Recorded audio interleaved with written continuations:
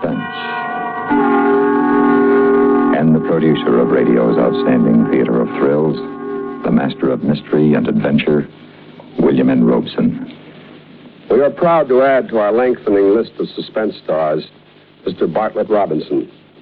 Although a newcomer to suspense, Mr. Robinson is a veteran of many years in the theater and motion pictures. Mr. Robinson returns now to his first love, radio, as Dave in A Load of Dynamite, which begins in just a moment. And now,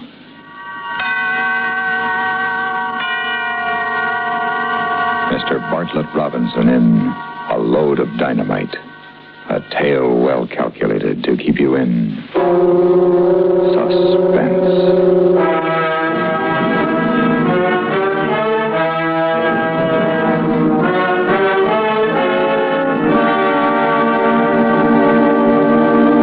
You'd have done the same thing in my place. Sure you would. After all, my brother Hal was the only relative I had in the world. So it was only natural to look him up when I got out. I hadn't seen him for a while. Quite a while. And we never wrote. But after all, he was my brother. Now, I'm a pretty careful operator. When I go on a job, I case it first, but good. So I knew just about all there was to know about my kid brother. I knew that he was married and living in a little town in the northern end of the state. I knew that he had a good job. Well, anyway, a good paying job. It ought to be. He was driving a dynamite truck for the Colossus Powder Company. I even had found out that he was the kind of a cat who helped his wife do the dinner dishes. The only thing I didn't know was what a lovely dish that wife of his really was. There, with the final swipe of the final pot, that does it. That's for helping. Oh, thank you, Mrs. King. Let's do some more dishes soon, huh? It's not always necessary, you know. Sometimes I kiss you just because I feel like it.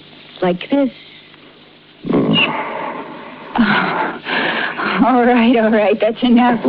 And give me a minute to fix my face and we'll go see a picture. No pictures tonight, honey. I got to hit the road at 4 a.m. Oh, gosh, I forgot. What's the run tomorrow? They're reopening the old Three Angels mine up past Convict Lake. Kind of a big deal, I guess. I'm carrying 144 cases. Where is the mine? Up in the mountains? Yeah. You'll be careful, won't you, darling? I'm always careful, baby. You see, I have a great big reason for wanting to go on living. You. I worry so about you. Now, look, Terry. And I wish you were doing practically anything else in the world except driving a high-explosive truck. We've been all over this before, you know, and the answer's always the same. If you can show me anything else that pays off as well as chauffeuring high explosives, well, I mean, for a guy like me... What do you mean, a guy like you? Well, I'm no Charlie Van Doren, baby. I'm strictly a 2 years of high school and no special skills boy. And if I wasn't with Colossus, I'd probably be swinging a pick in a construction gang. I know, but... Besides, it won't be forever. Well, 2 or 3 years more, and we'll have enough dough tucked away so we can I'm not sure I can take it for 2 or 3 more years, Hal. Sometimes when you're away and I'm here alone, it gets to be more than I can... Saved by the Bell. I wonder who that is. Probably Tom and Ethel looking for a canasta game. I'll tell them you have to get to bed early. Well, maybe we could play for an hour or two. Yes? This is the King home, isn't it? Yes, it is. Oh. They told me down the street if I rang the bell and the prettiest girl I ever saw answered it, I was in the right house. They weren't kidding. I'm afraid that I don't... honey. I'll give you 3 guesses, Hal. Dave. What are you doing here? I thought you were... Now, that's what I call a real brotherly greeting. And after all these years, too. Well, do I get invited in? Sort of chilly out here. Come in. Terry, this is my brother, Dave. Hello, Dave. Terry, it's a pleasure. A real pleasure to have the prettiest sister-in-law in the world. What are you doing here, Dave? I'm paying a little visit to my kid brother, who I ain't seen in years. So no fault of his. Okay. Go on, rub it in front of your wife. Hal's told me all about you, Dave. Yeah, I guess that means I'm off to a bad start with you, huh, sis? As far as I'm concerned, you're off to the best start you could possibly have. You're Hal's brother. Well, thanks, baby sister. You know, you always had all the luck, Hal. A swell job, a nice house, and a beautiful and also understanding wife. Luck? I worked for them, Dave. Worked hard to get them, and I work hard every day to keep them. They weren't handed to me on a platter, and I didn't try to take them away from anybody with a gun. Hal. All right. So I pulled 10 years in San Quentin for that stick-up. But I got 3 off for good behavior. They said I was a model prisoner. Don't that make you proud of your big brother? Oh, sure. Real proud. Ma would be proud, too, if she knew her son was a model prisoner. Now, you look, Hal. You were the death of her, Dave, and I can't forget it. Oh, come off it. I know. I was there. I watched her day after day worrying about you. I watched her worry her life away. Hal, it wasn't my fault. I couldn't help it. You could have helped it if you'd have settled down to a steady job, but that's something you would never do because you never wanted to. I never did. Before. But a guy gets a chance to do a lot of thinking when he's in queue. Like how to pull bigger jobs when he gets out? Hal, darling, you're not being fair to Dave. Let him talk. All right. All right, talk. You know something, Hal? What? I figured out a lot of things while I was away. I've come to a conclusion. A conclusion that I'm not as smart as I thought I was. Not nearly. Oh, I wish I could believe that. I always thought I was the wise guy. You were the chump. But I was wrong. I was dead wrong. Well, maybe it ain't too late to start over again. If people will just forget I'm an ex-con. I'm sure they will. Can you, Terry? Of course. You've paid your debt to society. Yeah, well, we'll see. San Quentin is full of 2-time losers who couldn't make it on the outside because society wouldn't give them a break. We'll see. Dave, are you serious, or is this some more of your good intentions? Yeah, you see what I mean, Terry? Nobody believes in ex-con, including his brother. I believe you. And I want to. You do? If you really want a job, our outfit can always use a good man. Do you mean that, Hal? Yes, Dave, I do. It's dangerous work. You can't scare me. But it pays off plenty. You just got yourself a boy. Fine, I'll see the boss about it as soon as he gets back from Frisco. That's great. Meanwhile, why don't you stick around here for a few days and take it easy? I guess you got a vacation coming to you at that. Oh, well, I don't know. I don't want to put you to any trouble. I mean, well, would it be all right with you, Terry? It's the way it should be, Dave. You two are real folks. Okay, so it's a deal. Any beer in the icebox, honey? I wouldn't be surprised. We'll drink to the family reunion. Listen, Dave. There's something I want to tell you before Terry gets back. You don't have to tell me, boy. I know. Dynamite is tricky stuff, huh? Tricky? All you have to do is make one wrong move and you're... So I don't make any wrong moves. Yeah, but sometimes it happens without your having anything to do with it. The brakes go out on a mountain road, or a boulder comes rocketing down a hill and you got to make a fast stop and... Oh, that's 1,000 to 1 shot. You want to try to call the odds on this one? Paul Gordon, one of our best men, was making a run over to Utah last month, just after the deer season opened. A guy missed the buck he was shooting at, but he didn't miss Paul's truck. So that's 1,000,000 to 1. I'd go up against shorter odds than that to get what you got. All right. But I had to tell you before you... Hey, watch it. Here comes Terry. Well, here we are. Hey, that looks great. Oh. Beer and salami and Will cheese. you do and the honors, pretzels. darling? Sure. Here you are, ma'am. Thank you. Dave. Much obliged. And one for old Dad. Now, I'd like to propose a toast. Okay? Let's hear it. Here's to you, Dave. Here's wishing you health and good fortune and happiness. You know, just the best of everything. You mean like Hal's got? Yeah, I'll settle for that. The best of everything.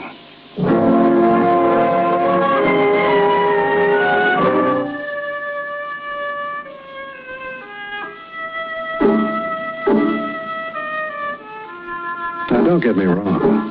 I meant it about wanting to settle down and go to work for a change. Meantime, until Hal's boss got back, I was in clover. Every day but Saturday and Sunday, Hal was out on the road. And me? I was hanging around the house with that gorgeous wife of his. She couldn't have been nicer. Treated me like I was her brother. But the feelings I had toward her were not exactly brotherly. I tried to control them. I honestly did. Because it was fun to be with her, too. Like the time we went downtown to buy me some decent clothes. With the dough Hal lent me. Here's a pretty tie, Dave. It'll go beautifully with that blue shirt you just got. Oh, no stripes, thanks. I've had enough of them. Oh, you promised me you weren't going to think about that anymore, much less talk about it. I promise you anything, Terry. You ought to know that by now. Promises don't mean a thing, not unless you keep them. All right, I promise never to break another promise, okay? Okay. Gosh, look at the time. Yeah, it's 4:30, so what? Hal will be home at 5 today. Oh. Yeah, he likes to have you there waiting for him when he comes home, doesn't he? Yes, he does. You know something, Sugar? I don't blame him.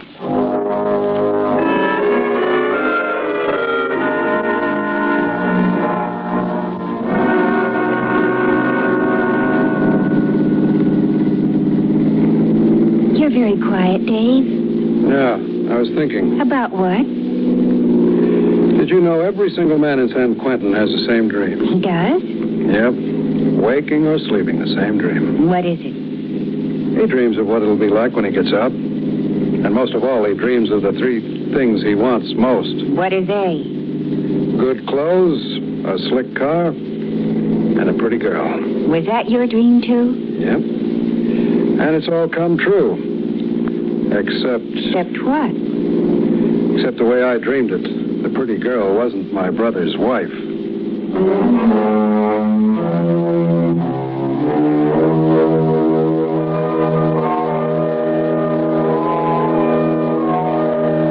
She was a faithful wife, all right. She never gave any sign that she realized what I was driving at. And Hal, he went overboard with the devoted brother act. The boss isn't back from Frisco yet, Dave. But there's no rush. It's like I said before. You got a vacation coming to you. Hey, do you still like to hunt? Yeah, I sure do. Why don't you drive into town tomorrow, get yourself a license? I got a 30-06 you're welcome to use. Any deer around? Well, they tell me the thickest flies are on Convict Lake. How about it, Terry? You want to go hunting? Oh, no, thanks, Dave. I just don't like the idea of killing anything. Oh, okay, but I'll bet you $7 to a plug dime that you'll eat the venison after I bring it home.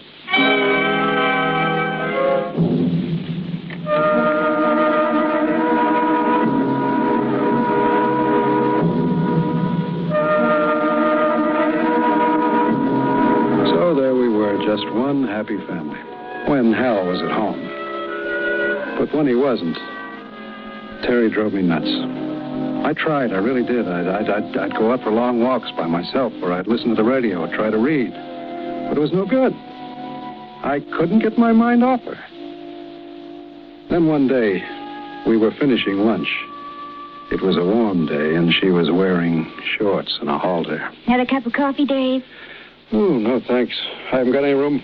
All right, then I'll do the dishes. No, I'll clear the table for you. Oh, don't bother. There aren't very many things. I'll just get your cup and saucer and... Terry. Dave, let go of me. What's wrong with you? What do you suppose is wrong with me? Let go of me, Dave. You must be crazy. Maybe I am. I was stashed away for 7 years, and I never even saw a woman. And the ones I've seen since I came out, they weren't like you. Take your hands off me, Dave. If Hal knew about this, he'd... Dave, let me go. There's somebody at the door. Yeah, I guess I'd better see who it is. But if it's Hal... Don't worry. I'll handle it.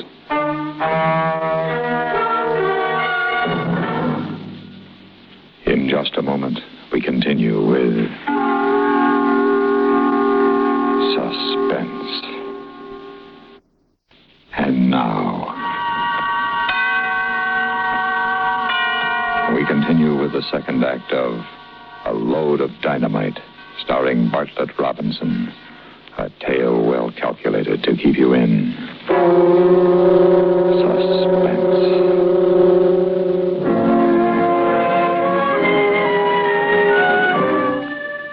I felt pretty silly when I opened the door. It was only a Girl Scout selling cookies. But the interruption gave me a chance to get a hold of myself. And to make the most serious decision I'd ever made in my life. Dave, I've got to have a talk with you. Don't you say it, Terry. Listen to me first. I flipped my lid, sure. But even if that kid hadn't rung the bell when she did, I'd have stopped. Just for a minute, I forgot you were my brother's wife. But when you said if Hal knew about this, it pulled me up short. Hal's a great guy, Terry, the greatest. He gave me a real square shake. I'd never do anything to cross him up. Or you neither. It mustn't ever happen again, Dave. It won't, Terry. I swear it won't. I'll never lay a hand on you again, as long as you're Hal's wife.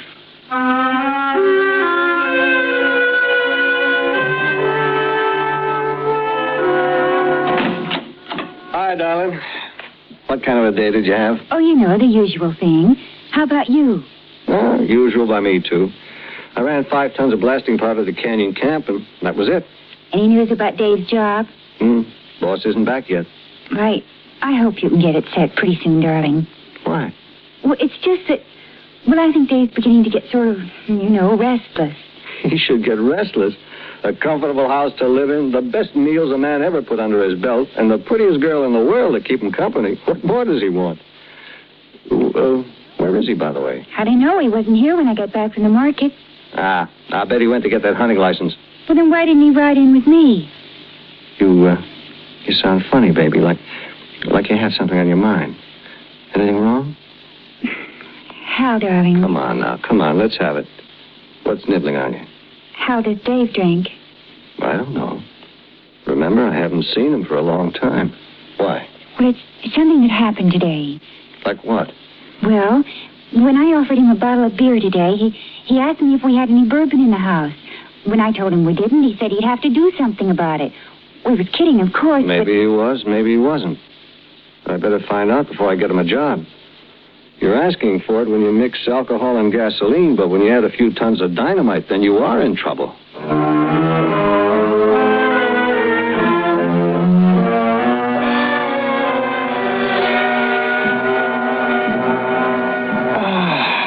You certainly know your way around a kitchen, sugar. That was one mighty fine dinner. I'm glad you liked it, darling. I'm glad I did, too. It sort of kept the family average up. You didn't eat a thing. I guess I'm worried, Hal. You mean about Dave? Where is he, Hal? Why didn't he come home? Why hasn't he telephoned? Maybe He's something... a big boy now, Terry. I know. It goes one of 2 ways now, sugar. If he meant what he told us the other night, there's nothing to worry about. If he didn't, then it's strictly his headache. Remember, he's still on probation. Poor guy. I'm sorry for him, too, Terry. I know you are. Yeah, I'm sorry for him. And for every other man in the world, because they can't be married to you. You're a darling. Come on, baby. It's time to hit the sack.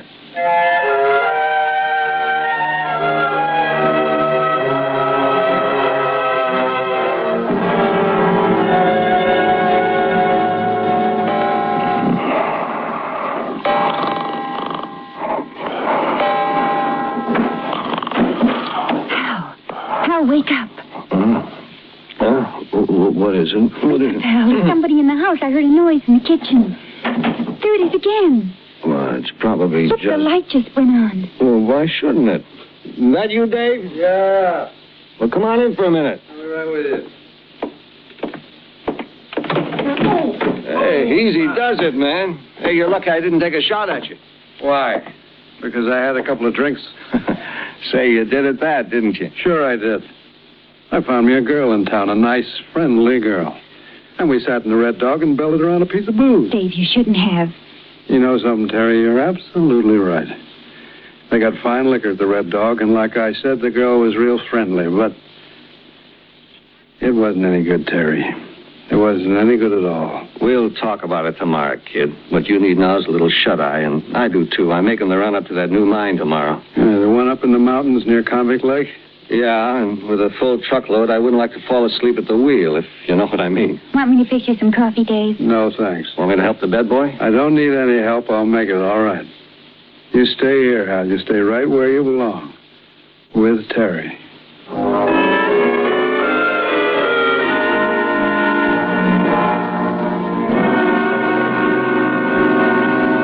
Have time for another cup of coffee, Hal? Yeah, I guess so. Eddie isn't due to pick me up for 10 minutes. Hey. What? You forgot to kiss me this morning. Oh, no, I didn't. I just don't believe it's good for you on an empty stomach. There you are. Now the day may begin. Silly. I think I'll take a cup into Dave. It'll help wake him up. That's a good idea. Dave? Dave! He's still dead to the world. Go on in. Hal! Huh? He's not here. What? Well, Well, the bed's not even turned down, just rumpled, like he threw himself across it without undressing. I get it. What? Look in the corner. My rifle's missing. He must have gone hunting. On foot? I doubt it. Take a look out in the garage. You're right, the car's gone. He's got a lot of nerve taking off with the car without telling us. Oh, well, it's all right. I won't be needing it today. With the hangover he must have, he's in no shape to go deer hunting.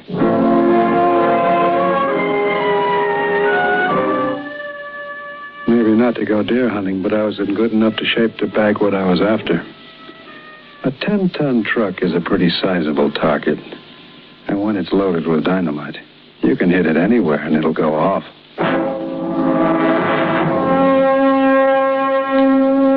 I found me a perfect location, where the road winds down a steep grade just before you get to Convict Lake. I hid the car in the underbrush and climbed up to the top of the bank.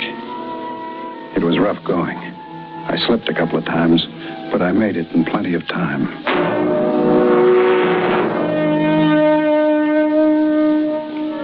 It was nice sitting there in the warm morning sunlight, thinking about Terry, thinking about the life we were going to have together. I knew she liked me, like a sister, but after a while she'd learn to like me like a wife. I would be so understanding and sympathetic with her in her bereavement. I would be kindness itself. We would be joined in a terrible experience. The tragic accident that had taken away her husband and deprived me of my loving brother. An accident that was about to happen. It was Dave's truck feeling its way down the tricky slope in Compound Low. I got it full in my sights and waited until it came closer. Closer until I couldn't miss. I aimed for the big white C and the word Colossus on the side and carefully squeezed the trigger.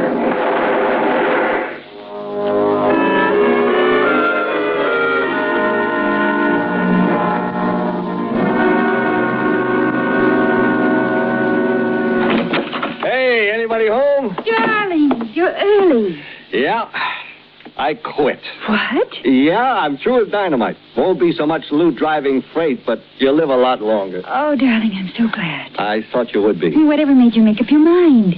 Well, I got scared, honey. Real bad scared for the first time. What happened?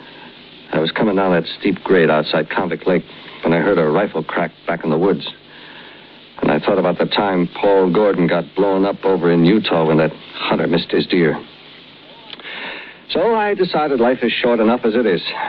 Oh, darling, I feel 10 years younger. So do I, honey.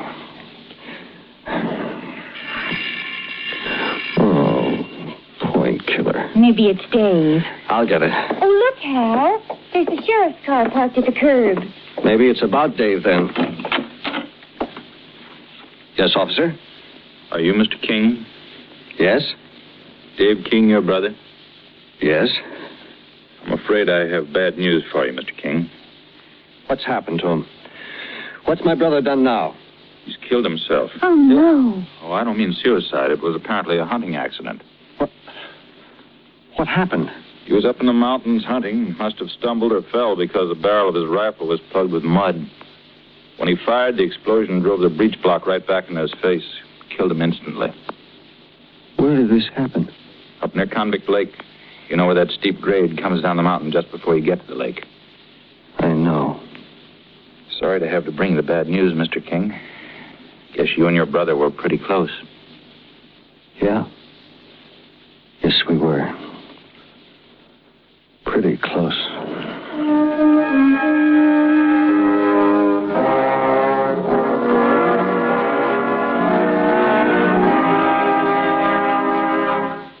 Suspense,